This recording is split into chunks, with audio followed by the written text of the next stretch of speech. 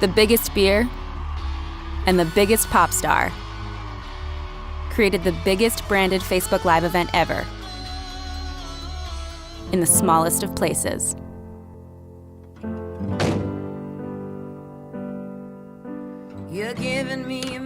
We are so excited to introduce you to the Lady Gaga Bud Light Dive Bar Tour.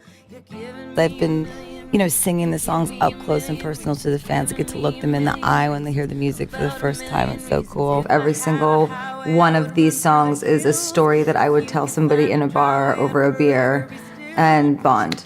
It's going to be a much more raw and natural experience, so don't expect any, weird costumes or anything.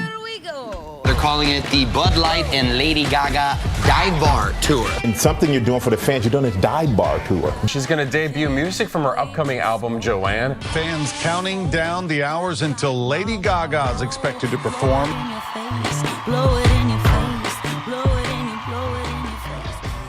The first time fans heard her new music was on Bud Light's social media, where we tease the locations of the events. Being able to identify the marquee hours ago, being I know the venue. And since our dive bars couldn't hold more than a handful, we partnered with Facebook Live to do something no major artist had ever done. Live stream never-before-heard music to millions watching at home, effectively turning the underused platform into a global broadcast. Little Monsters flooded Bud Light's channels to follow along and be the first to know what was next. And after each performance, we released music videos so they could continue to hear her music before the album launched. How did she get here into a dive bar? How did that happen? Now I could sleep, now I could die.